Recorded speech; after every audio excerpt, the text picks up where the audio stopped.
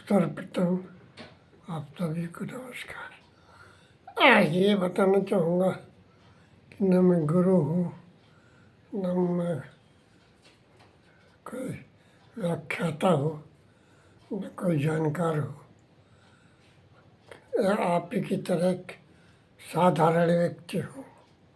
बस कुछ ईश्वर ने विशेष अनुकंपा की होगी कि जन्म से लेकर के आज 83 साल कंप्लीट करके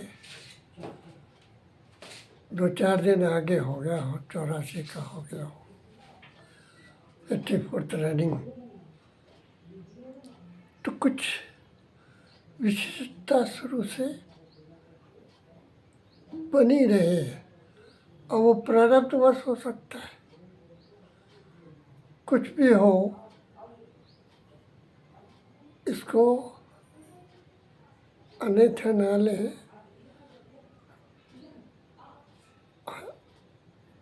गरुड़ जी को ये भ्रम हो गया कि हमने भगवान को सर्पपात से बचाया। नहीं बचाते तो अपना गड़बड़ा जाता। इस चीज़ को उसने जा कर के ब्रह्मा जी को बताया। ब्रह्मा जी को समझ में आया कि इसको भी रोग लग गया है। उन्होंने कहा हम नहीं जानते, तुम महेश जी के पास जाओ, शंकर जी के पास। शंकर जी रास्ते में मिले। वो समझ गए कि हम समझाएंगे ज़रूर, लेकिन इसकी समझ में नहीं आएगा। खगी समझे खगी की भाषा, जो जिस लेवल का होता है उस लेवल से उसको समझ में आ जाता है, क्योंकि उसकी बात उसको बोलते बताते खुल करके समझना पूछने को। क्योंकि हम लोग कई बार अपने टीचरों से भी, अपने गुरुजन आचार्यों से, अपने किसी पूछने से भी इस चीज़ के हिचकते हैं कि ऐसा पूछेंगे तो उनको हिचक होती है। उनमें एक शंका बनी रहती है, जिज्ञासा बनी रहती है, तो समाधान नहीं होता। अल्टीमेटली नुकसान उन्हीं का होता है। इस तरह से ये अच्छी बात नहीं है। तो फिर वो गरुड़ जी सुखदेव महाराज जी के पास जाते हैं और सुखदेव जी पक्षी राज होने के वजह से उनको आदर सत्कार देते हैं। फिर बोलते बताते हैं और खोल करके चर्चा होती है और एक दूसरे की बातें समझाते बताते समझते कहते करते हैं। खगी समझे खगी आता। तो हम और आप ऑलमोस्ट उसी खगे की श्रेणी में मान लीजिए कि न तुम बड़े न हम बड़े, न तुम छोटे न हम छोटे, जो तुम सो हम। भाई हमने कहा तुमने सुना, माना ठीक, नहीं माना ठीक तो ठीक। तो ये चीज़ एक प्रेरणा हो रही थी, एक बता दे, शायद किसी का भला हो जाए, कल्याण हो जाए। तो इसमें कोई बुराई तो है नहीं, अच्छाई है। किसी को इधर से उधर करने की भी ज़रूरत नहीं है। किसी को डिबेट करें या ये छोड़ दो, ये पकड़ लो, इसको करो, ऐसा करो, ऐसा करो, नथिंग। जो जहाँ है, जैसा है, वो अपनी जगह ठीक है। एंड ही में continue your life.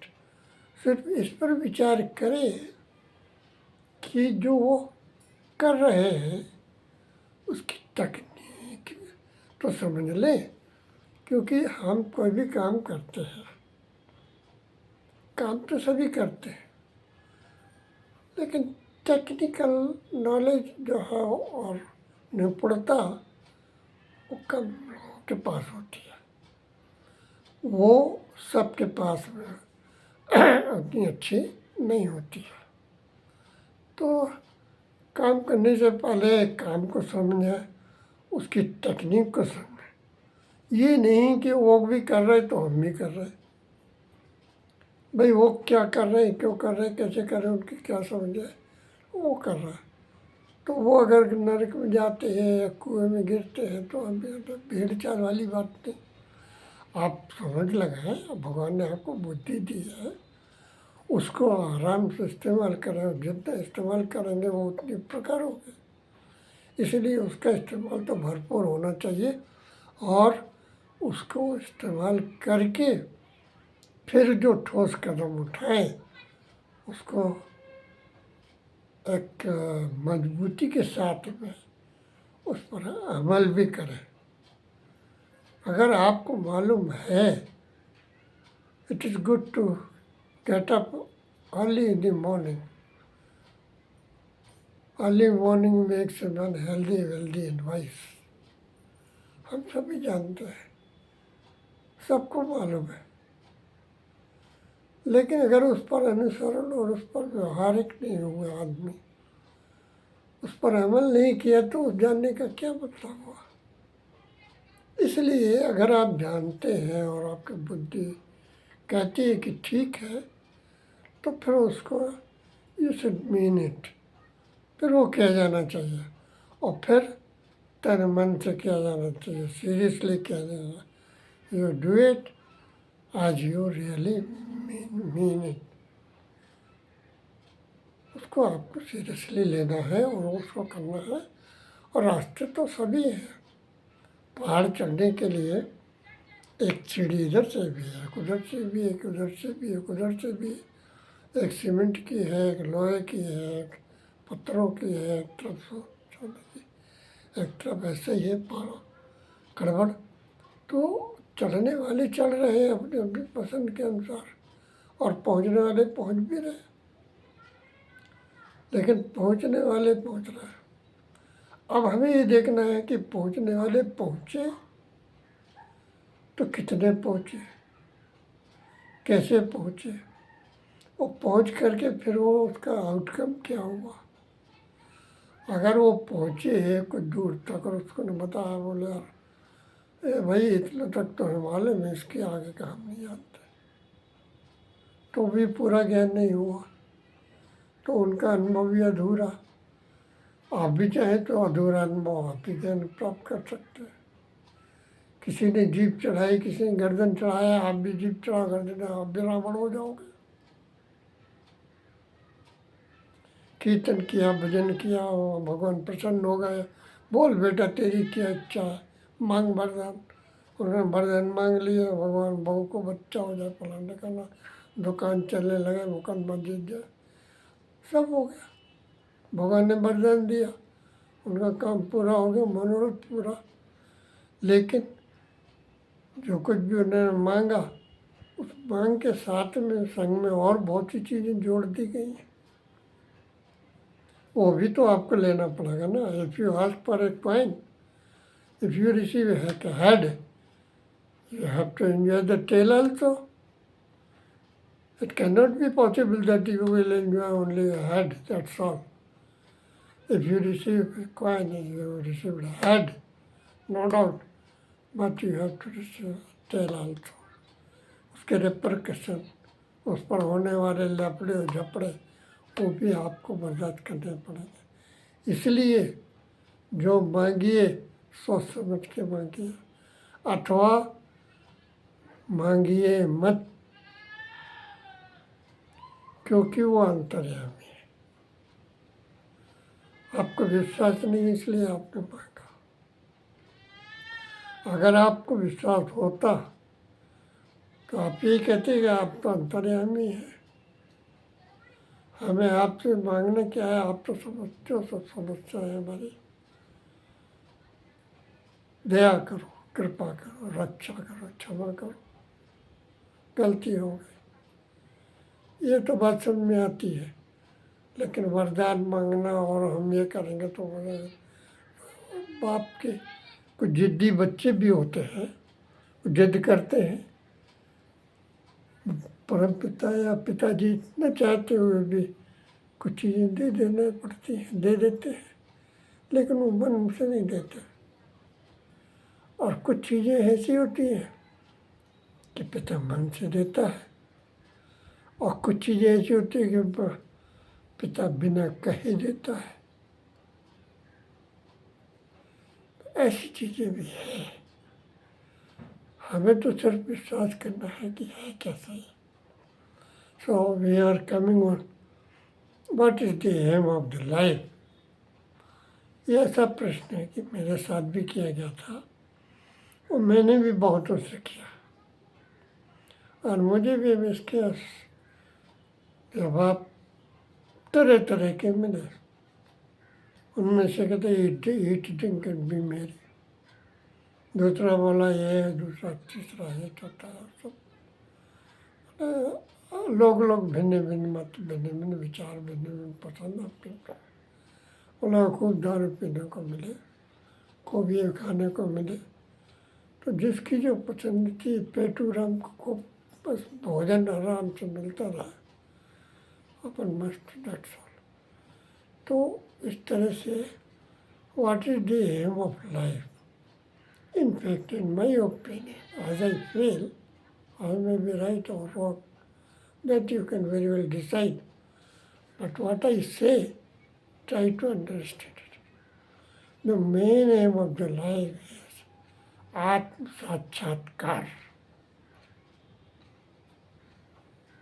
Could you understand? Self-realization, Atma Sakshatkar. आपको अपने आत्मा का साक्षात्कार करना है, इसी जीवन में करना है। And that is most important and only important, nothing more important then आत्म साक्षात्कार। बट सॉरी टू से, इस मेन एम को तो जैसे लोगों ने साइड में रख दिया है, क्योंकि उन्हें जो दिखता है, जो सामने आता है और जो होता है, they believe on it, they act upon it, they do on it, get it, spending, कमाओ, खर्च करो, खाओ पियो, मस्त रहो। I don't think that is the aim of the life.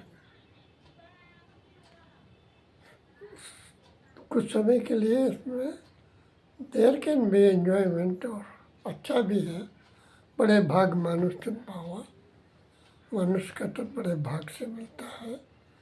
इसके कुछ एडवांटेज भी हैं, इसलिए इसमें हम अपना बना सकते हैं, और चाहे तो बिगाड़ भी सकते हैं। तो लोग बनाने के विचार से आते हैं, और होता यह है कि वो बिगाड़ के चले जाते हैं।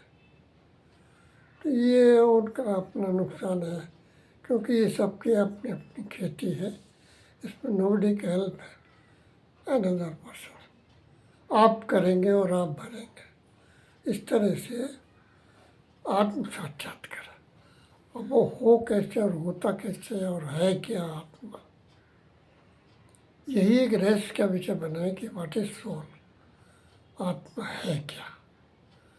आत्मा इस शरीर में है, इस शरीर की नहीं है, दूध में घी की तरह मिली हुई इस शरीर में है। शरीर उसी आत्मा के बल पे चल रहा है, क्योंकि वही चेतन तत्व है। मनुष्य का शरीर दो तत्वों से बना हुआ है, एक जड़ और चेतन।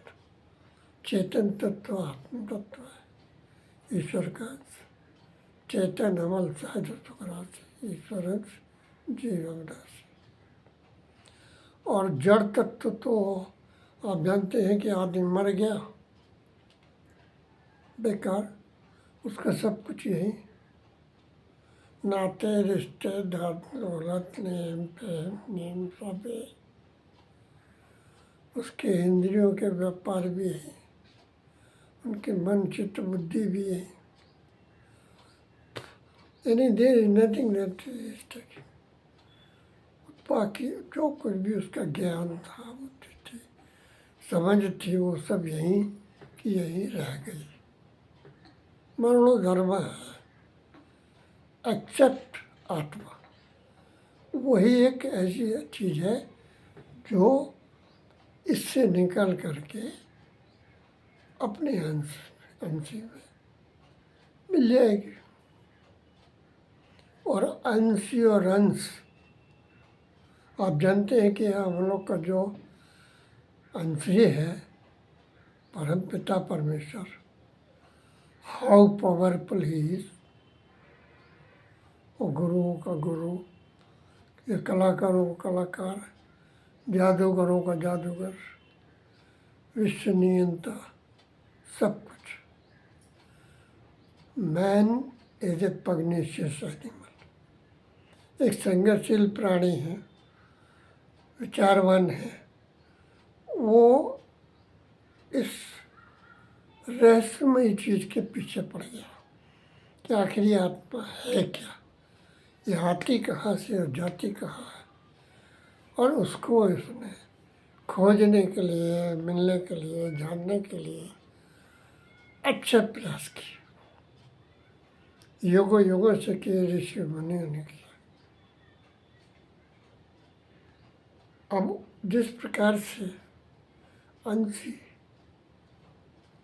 निराकार है, अनजाना है, असीम है, बुद्धि के परे है, अनिर्वचनीय है, अगोचर है, वर्णातीत है, जब ये सब कुछ भी है तो उसके अंश को भी आप कैसे समझ सकेंगे।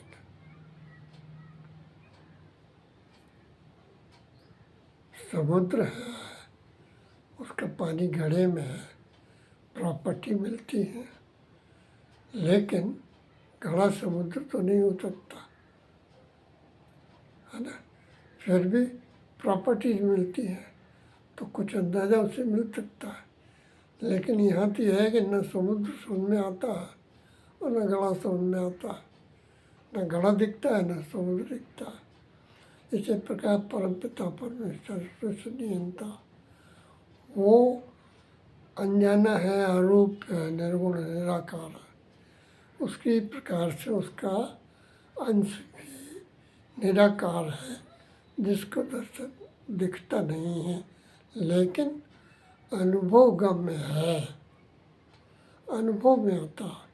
उदाहरण के लिए हम लोग सब जानते हैं हवा, हवा ठंडी चल रही है, गर्म चल रही है, इस हवा को लू बोलते हैं, इस हवा को लू शीतलहर बोलते हैं। लेकिन क्या हवा को देखा जा सकता है? नहीं, अनुभव किया जा सकता है। ना मर्जी जो दे दो। तो ऐसी चीज़ें हैं कि जिन्हें देखा नहीं जा सकता है, समझा नहीं जा सकता। आकार उसका होता है नहीं, निराकार है, जिस आकार में डाल दो वो आकार हो जाता है। तो हवा की तरह से अंश और अंशी का मामला है कि न अंशी दिखता है न अंश दिखता है, लेकिन अनुभव, वो अनुभव किया जा सकता है, अनुभव में आता है। और कमाल तो ये है कि जो निर्गुण है वो सगुण भी हो जाता है कि he can do any role, कुछ भी कर सकता है, कहीं भी प्रकट हो सकता है। न दिखने वाले को लोग कहते हैं हमने देखा है, और वो ठीक कहते हैं, उन्होंने देखा, समझा, सुना, बातचीत की, सब कुछ भी, लेकिन एक ऐसा पर्दा डाले रहते हैं, भ्रम बनाए रखते हैं कि आपको तब तक समझ में नहीं आता।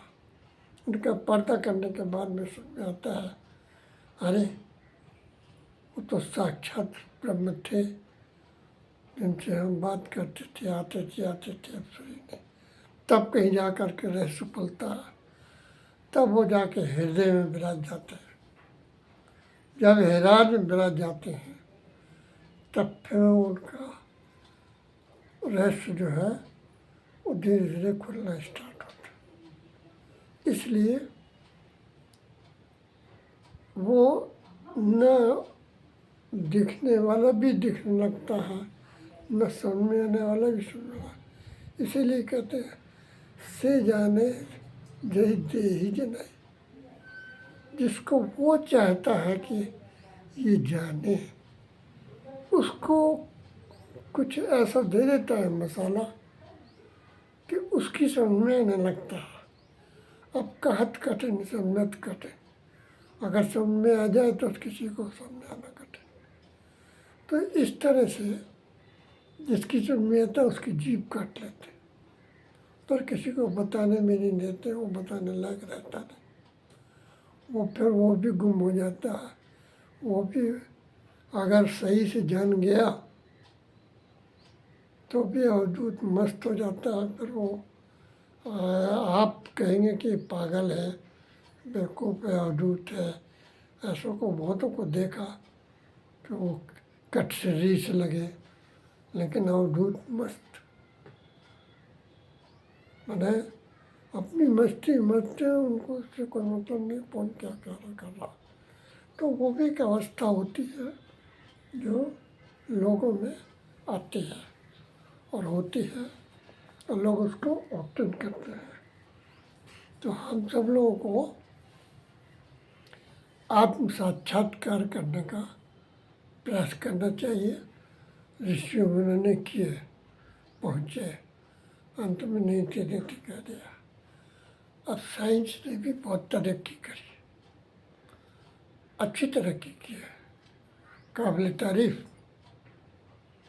और वो भी उन्होंने देखा कि शरीर से अब ये आदमी बोल बता रहा था, अभी मर गया, नो मोर। क्या हुआ? मर गया, माने उसकी चेतना चली गई, उसकी आत्मा समाप्त हो गई। बोले अभी तो बोल बता रहा था, लेकिन अब नहीं बोलेगा, नहीं बताएगा, चेतन तो समाप्त हो गए, जड़ हो गया जो का त्यों। डॉक्टर ने चीर फाड़ करके उसका हर पार्ट पुर्जा चेक किया, जिंदा और मुर्दा का, कोई पार्ट पुर्जा गायब हुआ क्या। ये भी पता लगा कि जितने पार्ट पुर्जा होने चाहिए सभी पार्ट पुर्जे हैं।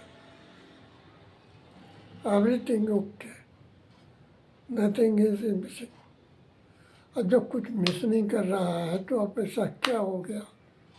तो बस एक रिमोट कंट्रोल सोर्स था, वो डिस्कनेक्ट हो गया। वो जो अंश था वो अंशी में चला गया, जड़ पड़ा हुआ।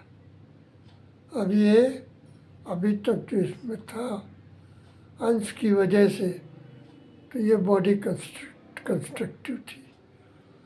अब वो डिस्कनेक्ट हो जाती है, फिर इसमें ये टूटना स्टार्ट होता है, फिर बढ़ोधर में फिर ये चीज़ में। तो जड़ जड़। अब अगर हम अपने शरीर से थोड़ी देर के लिए लेट जाए समाधि और कोशिश करें कि जो भी जड़ चीज़ें हैं जो यहीं रह जाने वाली हैं उनको हम अपने शरीर से अलग कर रहे हैं। उदाहरण के लिए हम पैर लंबे लेटे हुए, हाथ लेटे हुए, शवासन की स्थिति। ये पैर हमारा शून्य हो गया, हमारा नहीं है, इससे हमारा कोई कनेक्शन नहीं। ये पैर को निकाल के कोई अगर बाहर रख दे रहा है को हमको पता ही नहीं चला, जैसे एनेस्थीसिया लग गया। ऐसे इस पैर को निकाल दिए वहाँ, फिर इस बाजू को, इस बाजू को, फिर इस धड़ को एकदम निकाल दिया। फिर आप अपने से निकल करके बाहर ये देखिए कि मैं वो हूँ जो ये देख रहा हूँ कि मैं मरा हुआ पड़ा हूँ, मेरा शरीर मरा हुआ पड़ा है। ये कौन देख रहा है? ये आपके हाथ में देख रहे हैं, आपका सूक्ष्म शरीर देख रहा है। इस आत्मा के विषय में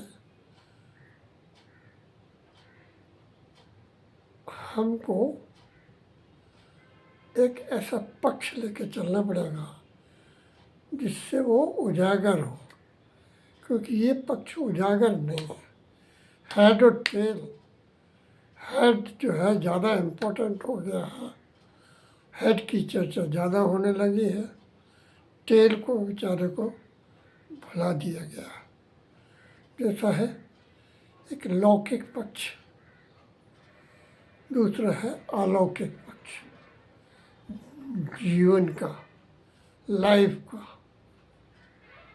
लौकिक पक्ष तो ये है कि हम पैदा हुए, बड़े हुए, पढ़ाई लिखाई की, इंजीनियर, डॉक्टर, नृत्यकार, कलाकार, ये इतिहास, भूगोल, डॉक्टर, प्रोफेसर, प्रवक्ता वगैरह वगैरह पढ़े। मूर्ख होने से ज्ञानी होना ठीक, हम ज्ञानी बने, हमारा ज्ञान एक लाइन में काफ़ी दूर तक गया, लेकिन हम संपूर्ण ज्ञानी हो गए। ज्ञान तो अनंत है, इसलिए हम अपने को संपूर्ण ज्ञानी भी नहीं कह सकते। तो अज्ञानी से ज्ञानी तो ठीक, लेकिन कोई आदमी अपने ज्ञान का अहम करे कि उसकी मूर्खता है। देखो मैंने सब ऐसा किया, मैंने डिलीट किया, मैंने फिल किया, मैं डबल डबल में किया, फलाना किया, मैं बहुत ज्ञानी हूँ, मैंने ये वेद पढ़ डाले, वो वेद पढ़ा है, वेद ये उपनिषद पढ़ा है, 2-4 वर्ष पढ़ा, मुझे अखंड याद है। चाहे जहाँ से पूछ लीजिए, पूरे रामायण याद है। तो उन्होंने उसका रट्टा मार के याद तो कर लिया, लेकिन क्या वास्तविक ज्ञानी है वो?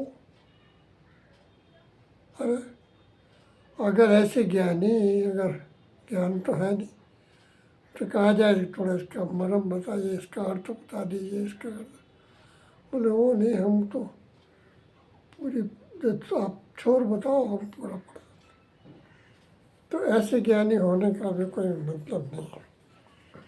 तो किताबें, वेद, पुराने इकट्ठे कर लेने का कोई मतलब नहीं, उनको पढ़ लेने का भी कोई मतलब नहीं, यदि वो अनुसरण में और प्रैक्टिकल में, आपके उपयोग में, आपका अनुसरण और व्यवहार में नहीं उतरते। तो इस तरह की किताबें लाइब्रेरी में ज्ञानी होते तो लाइब्रेरी झूमती। अज्ञान हो तो लाइब्रेरी में बहुत तरह की किताबें, कोई किताब छोटी छोटी नहीं, हिंदी की, अंग्रेजी की, वो बाइबल की, कुरान, सब तरह की ज्ञान है वो तो उसको झूमना, मस्ती में आ जाना चाहिए, क्योंकि बहुत ज्ञान है। इसी प्रकार से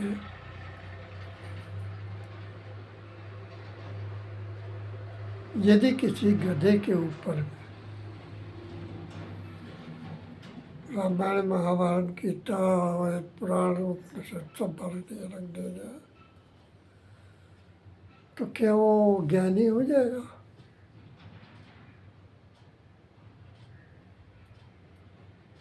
रहेगा गधा का गधा है, फिर वो 2 पैर वाले से चले चाहे 4 पैर से चले। ऐसे ज्ञान का भी कोई महत्व नहीं है, आवरण है। आपने ऊपर से कपड़े पहन लिए तो आप साधु से तो बन के दिखने लगा, लेकिन आप वास्तविकता में जो हैं वो आप ही जानते हैं, और वो आपका आंतरिक मामला होता है। नशा शराब में होता तो नाचती बोतल,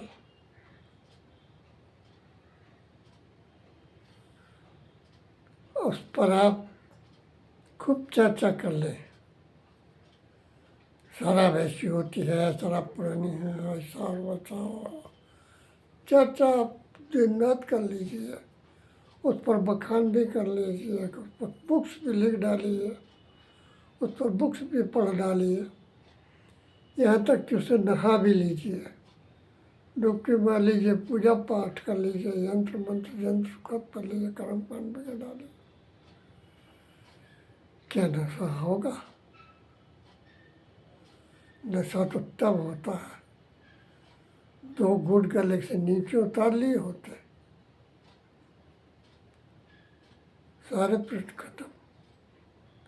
इसलिए नशा शराब में नहीं, उसके पीने वाले में होता है। नशा पीने वाले में होता है, ज्ञान बुक्स में नहीं, बुक्स में जो लिखा है उसको गले से उतार लेने वाले में होता है, वो ज्ञानी होता है। इसी प्रकार से जो कुछ भी है हमें गले से नीचे उतारने पर सब में आएगा। कुछ सर के ऊपर से निकल जाएंगे, कुछ इस कान से सुनी जाएंगे, इस कान से निकल जाएंगे। कुछ इंद्रियों को मजा आया तो अच्छे से कितना सुंदर है, आह ओह कितना बढ़िया बढ़िया भजन गाया, आह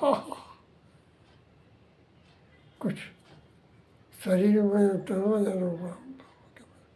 नृत्य आता है, आएगा, पसंद आपकी है। और पसंद के मुताबिक यदि आप उसमें तरोबोर हो जाते हैं, अपनी सद्बुद्ध खो बैठते हैं, तब आपका नशा अंदर चला गया, क्योंकि आपने उसको अब अपने अंदर ले लिया। ये है आत्म साक्षात्कार। उसको हमें अपने इस अलौकिक पक्ष को उजागर करना है। जिस तरह से हम लोग लौकिक पक्ष को अच्छे से जानते हैं, व्यवहार में आता है, बजाए जाते हैं, इससे मिलते उससे मिलते, इससे ये किया उससे वो किया, इससे ये हुआ उससे वो सब व्यवहारिक था। और हम लोग को मालूम है कि व्यवहार में ऐसा होता है, लेकिन अलौकिक पक्ष ये भी अपनी जगह होता है, क्योंकि कुछ चीज़ें अलौकिक भी घटती हैं, आपके जीवन में घट सकती हैं और घटती हैं। Something happen which unbelievable. कभी कभी आदमी हंसी में रो पड़ता है, उसके आंसू निकल पड़ते हैं, वो लौकिक चीज़ नहीं है। आप उसको चाहें कि हम कर लें, वो नहीं होगा, वो अलौकिक होता है और हो जाता है। इस तरह से हमारे शरीर में अलौकिक क्या है,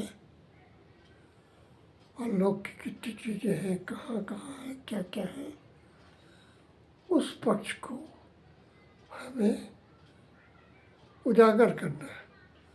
और वो स्टार्ट करता है हमारी आत्मा से। इस आत्मा को जितना निखारते बुहारते साफ करते हैं, इसकी समीपता जितनी होती जाती है, इसकी चमक भी उतनी सफ़ेद होती जाती है।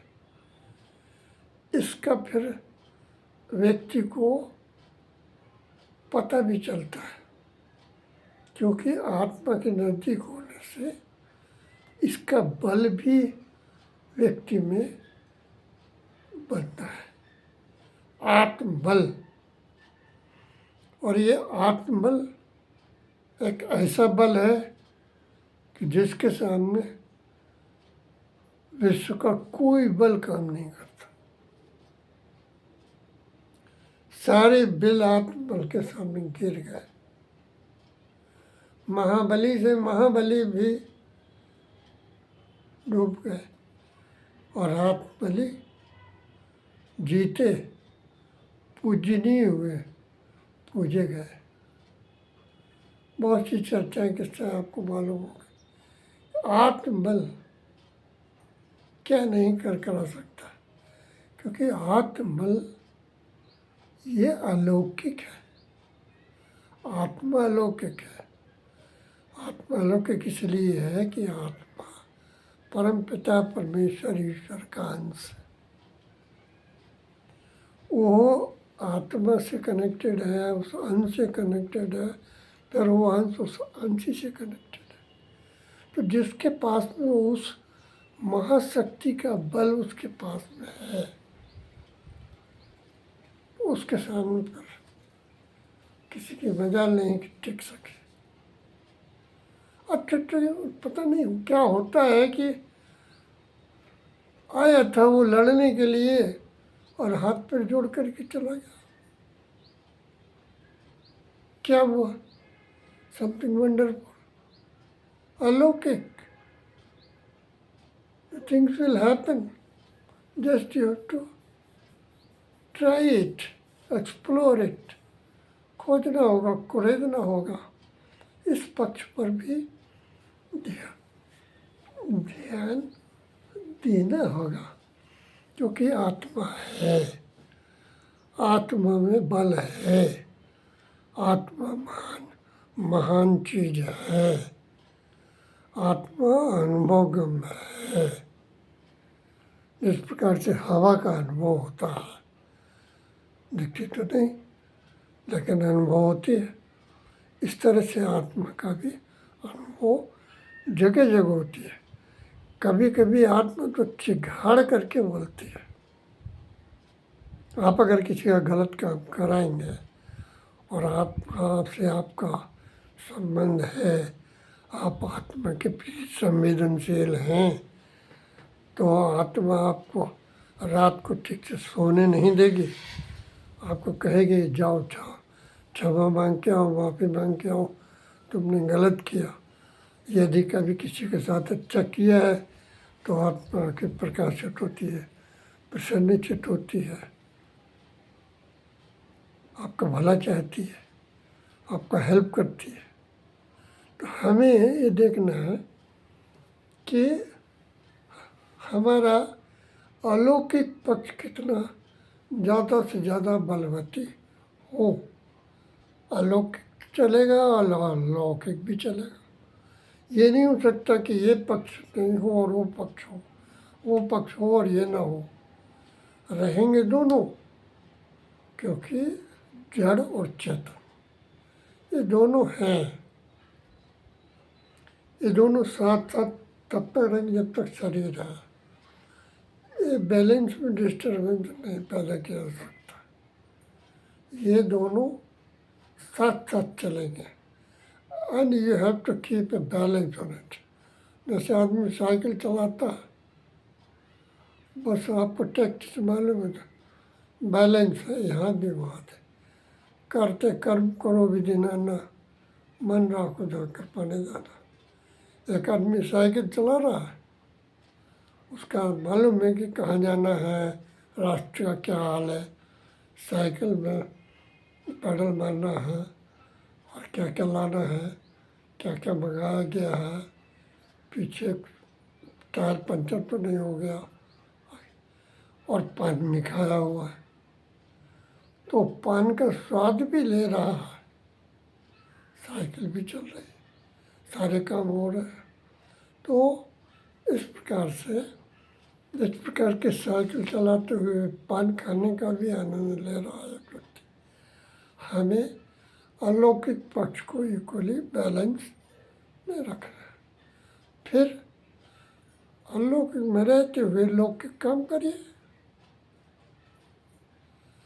घर में घर जैसे काम होगा, कहीं हम पिता हैं, कहीं हम बेटे हैं, कहीं हम डॉक्टर हैं, कहीं हम यात्री हैं, कहीं हम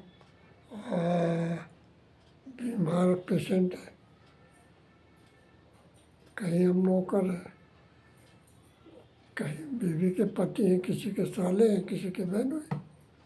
तो हमारे व्यवहार में ये सब चीज़ें व्यावहारिकता में आएंगी। हमें इन सबको एडजस्ट करना है और अलौकिक चीज़ों में भी हमें जुड़े रहना है, उससे जुड़े रहना है। यानी गुरु महाराज बताते थे कि चिंतन इसलिए महत्वपूर्ण है कि वो चलो गुरु महाराज घूम के आते हैं। गुरु महाराज है नहीं, लेकिन घूमने वो जब निकले तो बोले चलो गुरु महाराज घूम के आते हैं। और नहीं स्टिक उठाई और घूमने चल दिए। घूम के आए, खाना खाने बैठे, चलो गुरु महाराज खाना खाते हैं। अब गुरु महाराज को याद किया और खाना खाने लगे। चलो गुरु महाराज अब सोया जाए। चलो गुरु महाराज अब छत पे चल करके देखते हैं। चलो गुरु महाराज अब स्नान हो जाए। बस वो गुरु महाराज को आगे लिए रहते हैं, तो वो उनसे जैसे कि चलो गुरु महाराज, चलो गुरु महाराज। तो ये जुड़े भी हैं हमेशा आत्मा के कांटेक्ट में रहने के लिए, और वो लौकिक भी सब काम कर रहा है। इसका फायदा ये हुआ कि हम जुड़े हुए हैं। फिर हम कर्म, अब इसको नेक्स्ट सुनेंगे, क्योंकि ये भी लंबा हो गया है। असल में ये मैटर कुछ ऐसा है कि बहुत डीप रूटेड है। कहते नहीं काट कठिन, सम्यक कठिन, और समझाना उससे भी ज़्यादा कठिन। और हमारा प्रयास समझाने का तो कठिन होते हुए भी कोशिश इस बात की है कि हम वास्तविक तो नहीं बता सकते, लेकिन उसकी भूमिकाएं कुछ ऐसी बना सकते हैं कि जो कुछ समीप लाने का एक रास्ता बन सके, बात समझ में आए। इसलिए अन्य बहुत से विषय हैं, उनको हम आगे संभव हुआ उनको भी लेने की कोशिश करेंगे, क्योंकि इसमें जुड़े हुए हैं कि मनुष्य के हाथ में है क्या, मनुष्य के कर्म फल क्या, कर्म बंधन क्या, प्रारब्ध क्या, ज्ञान क्या, अनुभव क्या। ऐसे कुछ आवश्यक तत्व है जिन्हें समझाना है। और मनुष्य के बस में क्या क्या है, कितने कर सकता है, और उसका जो परम एम है उसकी प्राप्ति भी कैसे होगी। क्योंकि हम जब तक हैं, मनुष्य सोचेगा और शरीर एक्शन लेगा तो कर्म फिर बनते रहेंगे। तो हमें कुछ ऐसा करना है कि हम कर्म तो करें, लेकिन कर्मों के बंधन हमारे ऊपर न हो। इसलिए चलो गुरु महाराज स्नान करते, चलो गुरु महाराज क्या करते। बोले हर चीज़, बोले हम कुछ नहीं किया, गुरु महाराज ने कहा हमने किया, जो किया वो किया। हमारी क्या विशात की हम कुछ कर सके। जो हुआ उसकी मर्जी, जो नहीं हुआ उसकी मर्जी। जो किया सो हरि किया, मैं कुछ किया ना। ये मेरा तेरे में हो जाए तो शायद हमारे ख्याल से हम भी उसी सिपाही की तरह हो जाए। फायर फायर, मर गए, मर जाए, हमारी कोई जिम्मेदारी नहीं। तो हमने कुछ किया ही नहीं, कोई कर्म बंधन नहीं, तो मोक्ष हमें मिलने का हम पात्र तो बनते हैं, क्योंकि हमने अपना कोई कर्म बंधन नहीं बांधा। अच्छे काम करेंगे तो अच्छा भोग के लिए हमारा बंधन होगा, बुरे कर्म करेंगे तो बुरे बंधन होंगे। बंधेंगे तो हम कर्म बंधनों से। हमने कीर्तन किया, भजन किया, आपका अच्छा काम किया, हमने किया तो हमारा कर्म हुआ। हमारा कर्म हुआ तो हमारा कर्म बंधन हुआ। जब कर्म बंधन हुआ तो कर्म का भोग भी होगा। बंधते तो हम हैं, चाहे अच्छे कर्म करें चाहे बुरे कर्म। कर्म बंधन हमें बांधते हैं। अगर हम कर्म करते हैं तो कर्म बंधन होते, फिर हम कर्म बंधनों से बनते हैं। हम बंधते हैं, अच्छे में भी बुरे में भी बंधते हैं। अब चाहे हम सोने की चेन से बंधे हों अथवा लोहे की चेन से, लेकिन बंधते तो है। इसलिए कर्म करेंगे, राम नाम जप लेंगे, पाठ करेंगे, वो करेंगे, यज्ञ करेंगे, तपस्या करेंगे, ऐसा करेंगे, व्रत करेंगे, इतनी माला रोज जपेंगे। करो, तुम कर्म करोगे तो तुमको भोग मिलेगा, अच्छा मिलेगा, अच्छा रिजल्ट मिलेगा। लेकिन रिजल्ट भी तुमको भोगना पड़ेगा। रिजल्ट तो भोगना होगा ना। वो रिजल्ट कौन भोगेगा? वो कर्म बंधन हो गए। तो कर्मों का बंधन हम बर्दाश्त करना। तो कर्म बंधनों से मुक्ति पाने के लिए कर्मों से छुटकारा आवश्यक है। इसलिए ऐसे कर्म करो जिससे बंधन ना हो। इसीलिए कहते हैं कि कर्म करोगे तो बंधन ना होगा। अब ऐसी कुछ व्यवस्था बनेगी जिससे कर्म तो हो लेकिन हमारे बंधन ना हो। That's all for the day today. Bye, thank you very much. अच्छा है।